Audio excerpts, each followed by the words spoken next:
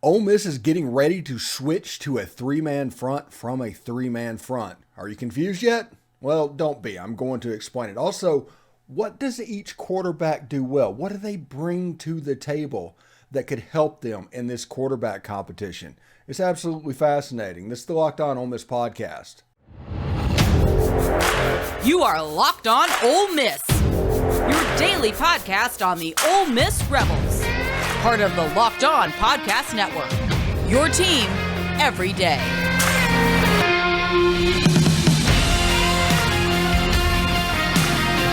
All right, welcome to Locked On Ole Miss podcast. I am your host, Stephen Willis, and this episode is brought to you by a new sponsor, the FanDuel Sportsbook. It's the official sportsbook of Locked On. Make every moment more. Visit FanDuel.com/LockedOn to get started today. Anyway, thank you for making the Locked On Ole Miss podcast your first listen every day. We are free and available wherever you get your podcast, including YouTube. So do us a favor, subscribe to the YouTube channel, hit the bell for notifications, and upvote the video itself. Comment down below as well. We'd appreciate it. So we are looking at the quarterback situation as it sits at the moment, and we're going to talk in the next segment about changes that could be coming to the defensive personnel fit. But we're going to start out with quarterbacks. And between Jaxson Dart and Spencer Sanders and Walker Howard, and the rumor came out yesterday, I think they said that Spencer Sanders is going to be here for the spring. So spring is going to be an absolute war. But what does each quarterback do well? What are their strengths? And how do their strengths fit in the Ole Miss offense? I think Jaxson Dart, his strength right now, his legs. He's not a twitchy runner, but he's a runner that is insanely effective. And he is really good at moving the pile back and forth with quarterback sweeps and on third down when he needs to scramble. His scrambling ability essentially won the Texas A&M game. So that is something he does really well, and he will use to try and maximize that in the spring.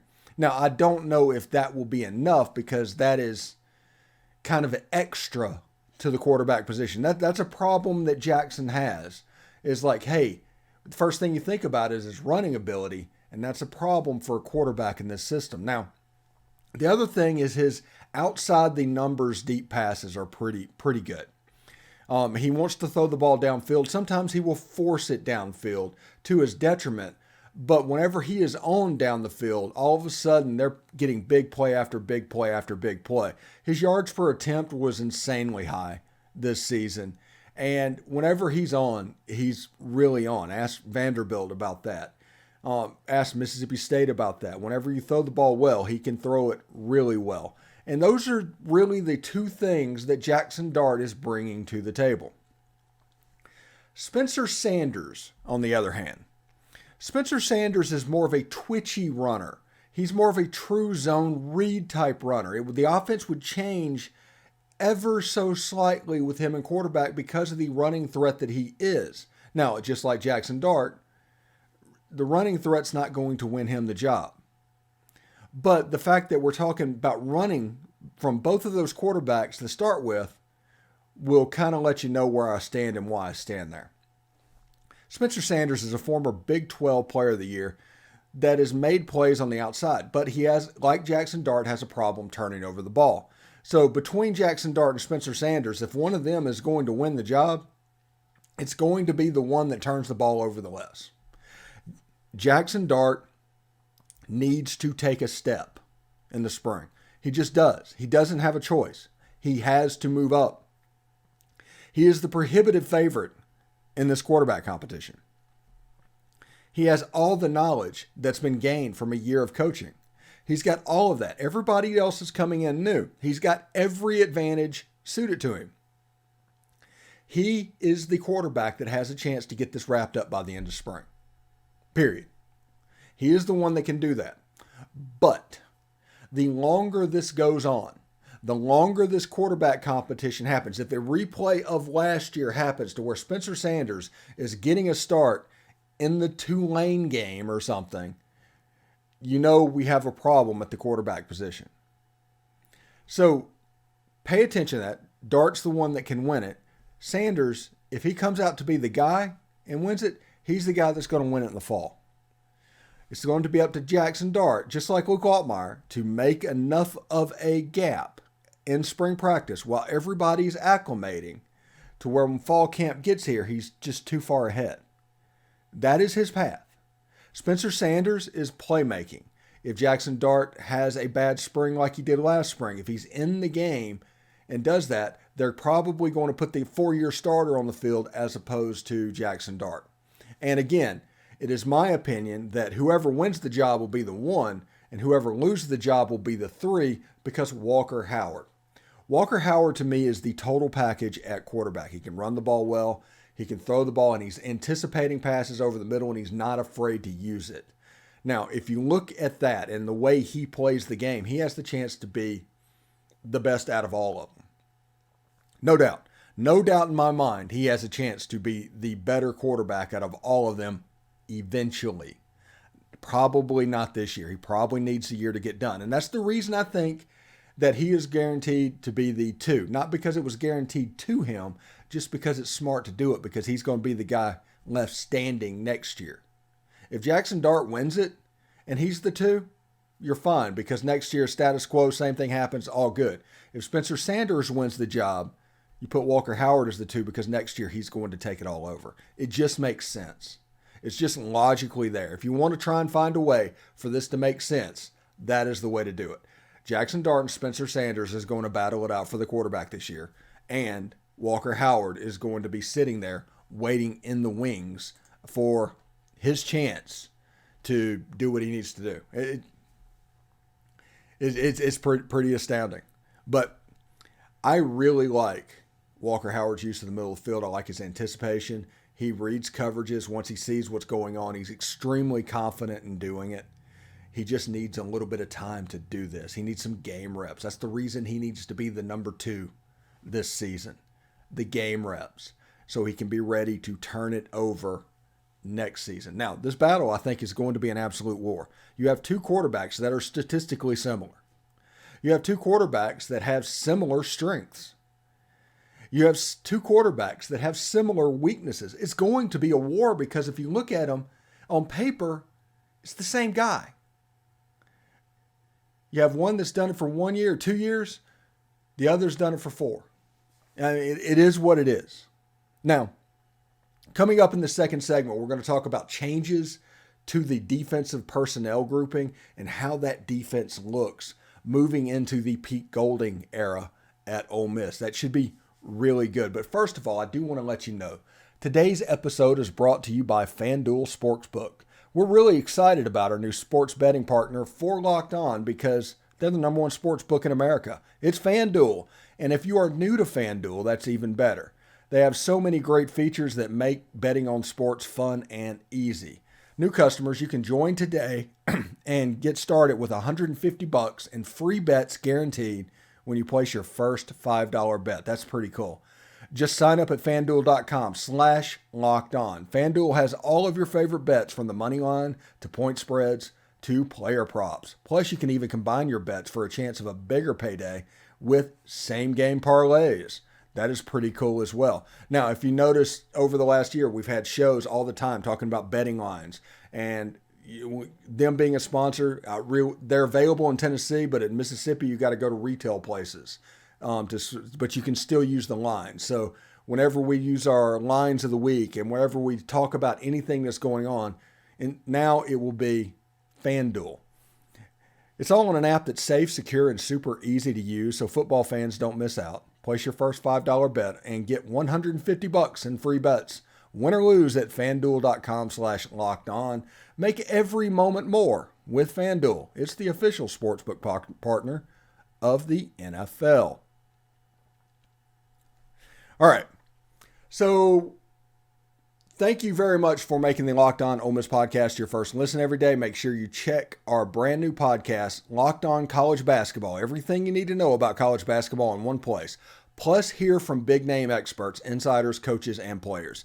It's Locked On College Basketball. It's available on YouTube and wherever you get your podcast. All right. Ole Miss is about to change to a potential 3-man defensive line from a 3-man defensive line. And because of that, they are offering defensive linemen for all over the South. That logically makes no sense, right? whenever you see what's going on. And they're like, Steve, you're crazy. They're obviously going to a 4-man defensive line. And yes and no, okay? Pete Golding at UTSA ran a lot of 4-2-5. He ran a lot of 3-3-5. They were multiple. They played whatever needed to be played to accomplish their goal. But what they did at UTSA is insanely similar to what they did at Alabama. That's probably how he got the Alabama job from UTSA.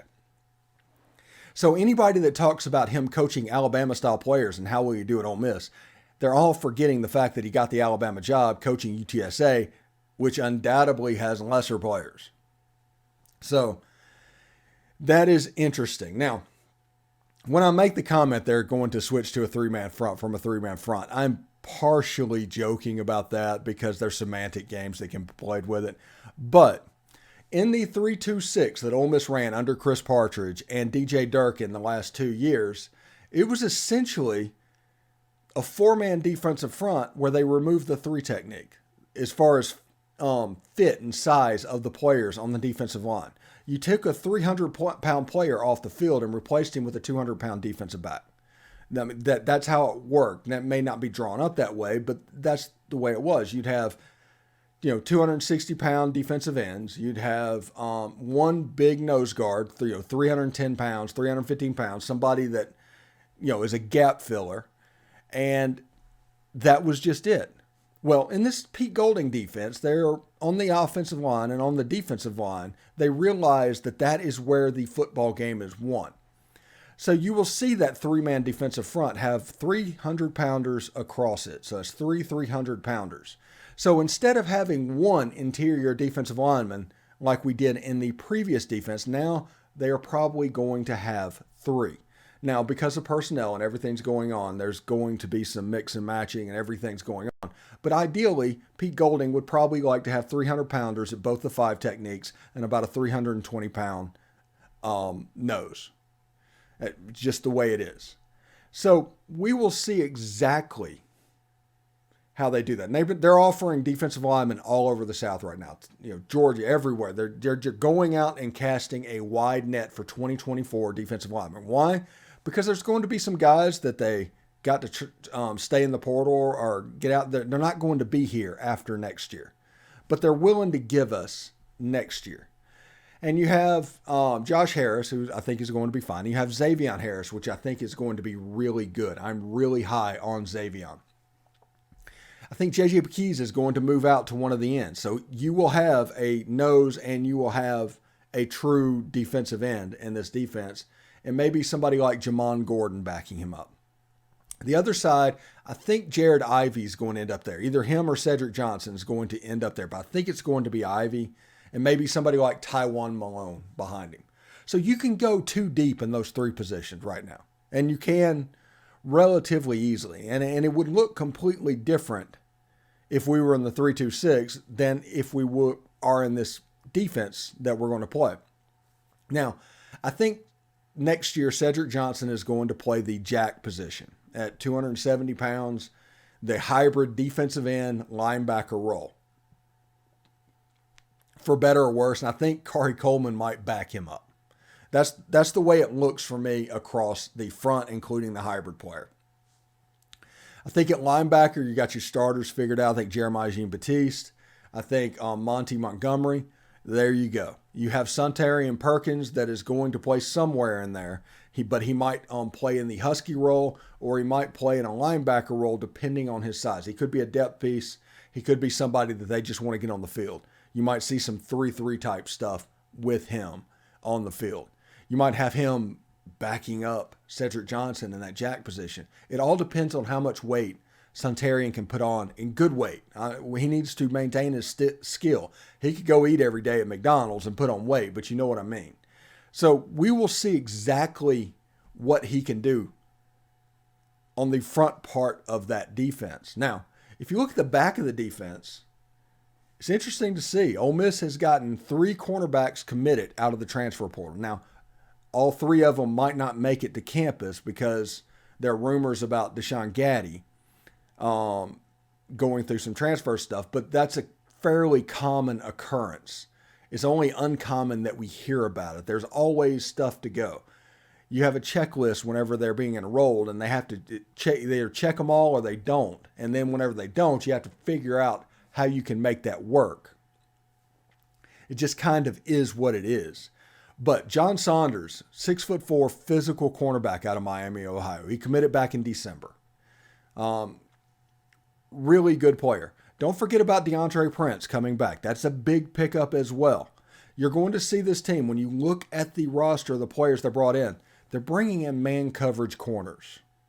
Okay? So that's a hint of what they want to do. So I'm thinking some man free and some two-man is going to be the base coverage back behind the defense. So we'll see exactly how that plays out. Now, the safety position gets interesting because you already have like A.J. Finley going away. You have Tysheem Johnson that is gone.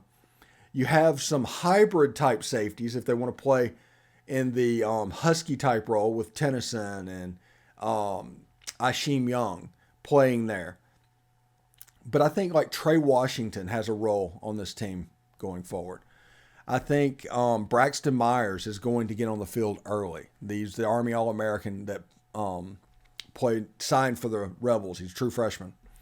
I think he has a chance to do some stuff as well. So it's going to be interesting to see how this defense is done. And I've told you guys over and over again, the key to the 2023 season will be about maximizing the defense. If the defense is top 50, this is a booger bear.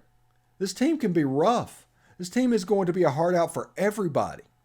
If this team is top 30, I wouldn't even take Georgia and Alabama off the table. But if this team is like 70 to 80, like it seemed whatever we've usually seen, then you have games like the Arkansas game. You have shootouts that can go either way. You can't stop anyone. And you end up 6-6 and 7-5 in that range. So there's a spectrum to where this team can finish. And it is all on the defense, in my opinion.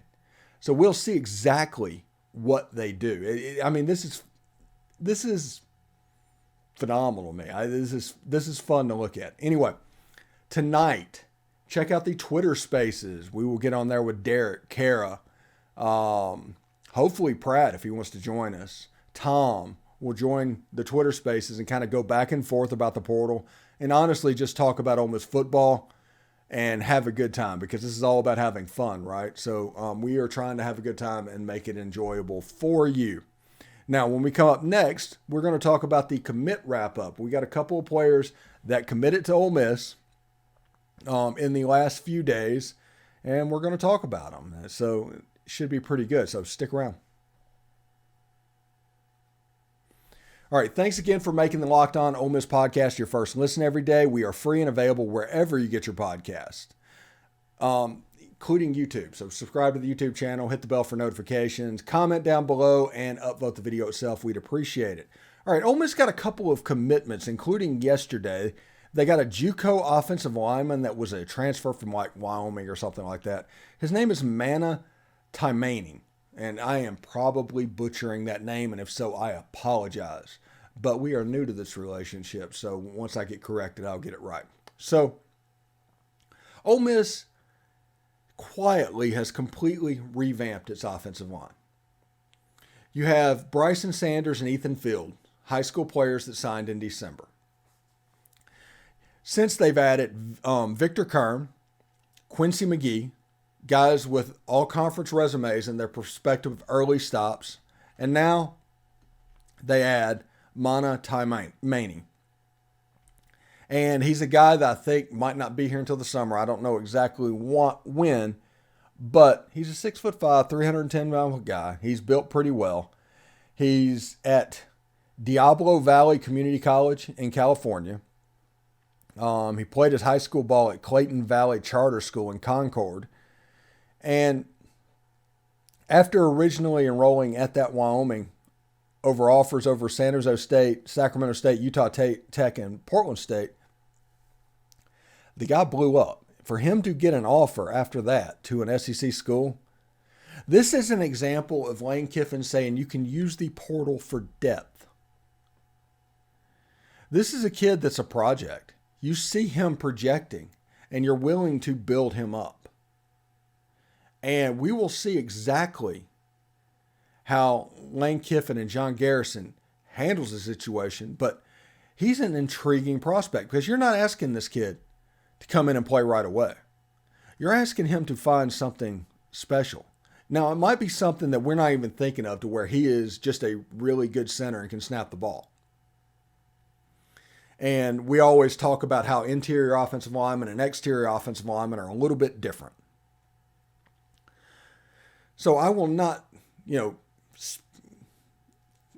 say too much about it because I don't know too much about him, but he has a chance to have a role on this team. We'll see exactly what he does, but his name is Mana Tamani. Sorry about that. I'm butchering names. But, we'll see what's up. Now, the next commitment that Ole Miss got over the weekend was Zamari Walton. He's from Melbourne, Florida. He's a Central Florida boy, just like me. 6'3", 185-pound back. He's a lengthy guy. That length tells you they plan on playing man coverage. They want somebody that can match up with these wide receivers that have all grown to certain levels. He is a 4-year starter, actually has played 5 years at Georgia Tech. He actually played in 2018.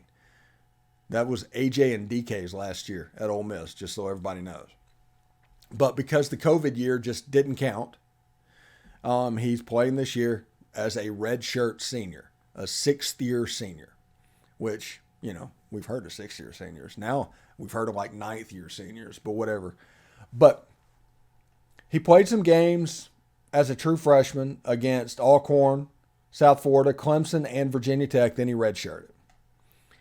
In 2019, he appeared in all 12 games, had 29 tackles, 3 pass breakups. It keeps going. And one thing you notice about this guy, he's not a interception cornerback. He's more of a lunch pail cornerback. You don't bring him in for big plays, but he was, I believe, a team captain, just like Jeremiah Jean-Baptiste. And that is a big scenario. That is the type people you want in your locker room because they're going to do it the right way. And whenever we talk about pro mindset simply means doing the things that you are supposed to do at all times. Handling it like a pro. That is literally what it means. Now, when I worked with Coach Orgeron and was there at Ole Miss, it was protect the team. That was the same thing. Do what you're supposed to do, but it was called protect the team. But that's been replaced with pro mindset because everybody wants to make it to the NFL. They all have those goals. So we'll see exactly how that goes. Now, you look at that cornerback room. That is interesting. We talked about Walton, and we talked about Gaddy, and we talked about Saunders, and we talked about DeAndre Prince, and even Braxton Myers. We've talked about him. At the cornerback position, there was a little bit of depth that these guys hit. There's a little bit of depth that is built. And in this era of essentially spread offenses and everything geared towards the offense, you need to figure out a way to make it difficult for them. And if you look at this team and what's going on, I think it's their desire to play in the backfield, right? Less time and have guys on the back end that will take advantage of mistakes from quarterbacks. I think that's what it is. Like I said, this defense this year could be very, very interesting.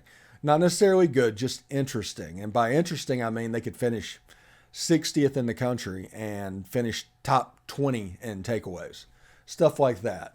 I think that's on the table with these guys. So should be a lot of fun, and I'm excited about that. Now, other commitments that are coming down the pike that we're seeing. Now, we are getting towards the end of the transfer portal window. Like, I think they technically can go through like February 1st or 2nd or something like that. I'm not sure, but that is in like that red flag area to where you need the automated system in there. So this week is kind of the last week of the transfer portal for Ole Miss. In that week, they are recruiting a kid. I don't know his first name. I forgot his last name. It's senior moment. But his first name's Keanu, defensive lineman, just like we talked about earlier. And that's going to be a big deal. They're still trying to get the Kennedy kid out of Alabama. Alabama's actually fighting to get him to stay, which they should because he's a good player. He's a guy that could come here with Monty Montgomery, with Jeremiah Jean-Baptiste, and they have a chance to work some magic on the defensive side of the ball, in my opinion. I think it would work. I think it would be a good fit for him. He's gone through 2 or 3 years of not being the dude. I'm talking about Kennedy. He can come to Ole Miss and be the dude. He can kind of be the Otis Reese of this defense.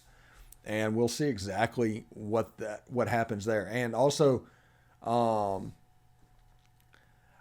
think there's a wide receiver out of TCU. Let me check his name real quick.